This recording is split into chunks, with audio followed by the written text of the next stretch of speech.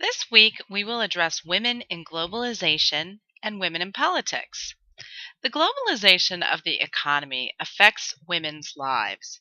Economic globalization is defined as the integration and rapid interaction of economics through production, trade, and financial transactions by banks and multinational corporations. We see increased roles of the World Bank and the International Monetary Fund. This, in turn, promotes a cultural globalization that refers to the transnational migration of people, information, and consumer culture. So let's take a look at the effect of globalization on women. Women are gaining access to jobs, earning independent incomes, and may delay childbearing to participate in the global economy. However, the flip side to this is that globalization has made women vulnerable to economic downturns. In fact, the World Bank has estimated that women in 33 developing countries are more vulnerable to a worldwide economic crisis in light of the global economy.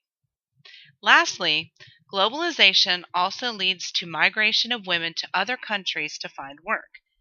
I encourage you to read about the phenomena, including sweatshop labor, indentured labor, mail order brides, and the phenomenon of sexual tourism and the subsequent impact on women. Shifting gears now, we move on to Chapter 9, which provides a portrait of women in politics worldwide. As we have seen in our studies, women often exert power at a grassroots level through informal politics, comprised of grassroots organizing and community-based programs.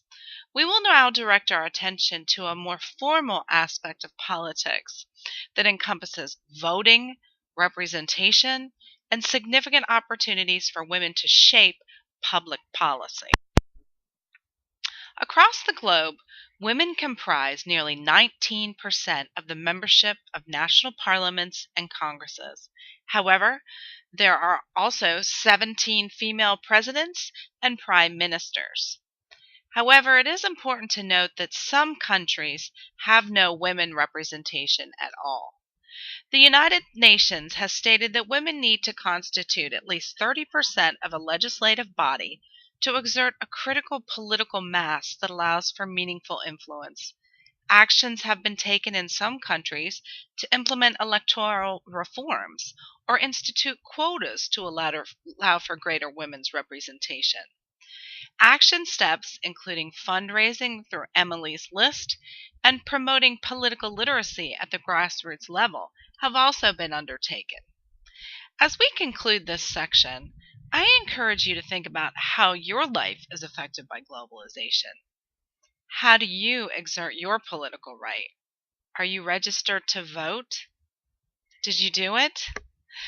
Activists in this country worked for more than nearly 100 years to gain access for women's suffrage, and I encourage all of you to exercise your right to vote.